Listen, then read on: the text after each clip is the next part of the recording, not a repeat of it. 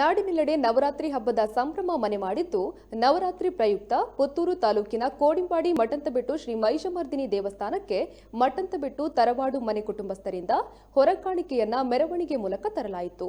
ತರವಾಡು ಮನೆಯ ಯಜಮಾನ ಕೇದಗೆ ಸಂಜೀವ ಶೆಟ್ಟಿಯವರ ನೇತೃತ್ವದಲ್ಲಿ 1 ವರ್ಷದ ನೈವೇದ್ಯ ಅಕ್ಕಿ ಹಾಗೂ ಹೊರಕಾಣಿಕೆಯನ್ನ ದೇವಸ್ಥಾನಕ್ಕೆ ಅರ್ಪಿಸಲಾಯಿತು.